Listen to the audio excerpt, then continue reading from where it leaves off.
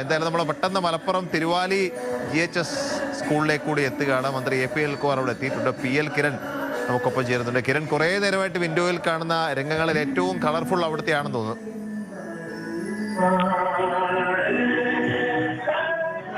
അതെ ബിജി, ഇവിടെ വളരെ ആഘോഷകരമാണ് ഈ പ്രവേശനോത്സവം. മന്ത്രി APL കുമാറാണ് റോഡിലെത്തിയത് മുതൽ കുട്ടികൾ പലതരത്തിലുള്ള കലാരൂപങ്ങളുമായി അദ്ദേഹത്തെയും അതുപോലെ തന്നെ വിശിഷ്ട വ്യക്തികളെയൊക്കെ തന്നെ സ്വീകരിച്ച് ആനയിച്ച സ്കൂളിലേക്ക് കൊണ്ടുവരികയായിരുന്നു. ഇപ്പോൾ ചെറിയ മക്കളുടെ ഗ്രൂപ്പ് ഡാൻസ് ആണ് ഇപ്പോൾ വേദിയിൽ നടന്നുകൊണ്ടിരിക്കുന്നത്. ഇങ്ങനെ നിരവധിയായിട്ടുള്ള ഐറ്റങ്ങൾ, വിദ്യാർത്ഥികളുടെ പരിപാടികളൊക്കെ തന്നെ ഇവിടെ ഈ സ്റ്റേജിൽ അരങ്ങേറുന്നുണ്ട്. കുട്ടികൾ ഇങ്ങനെ ക്യൂവായി പുറത്ത് നിൽക്കുകയാണ്. ഒരു ഐറ്റം കഴിയുമ്പോൾ അടുത്ത ഐറ്റം വരുന്നു.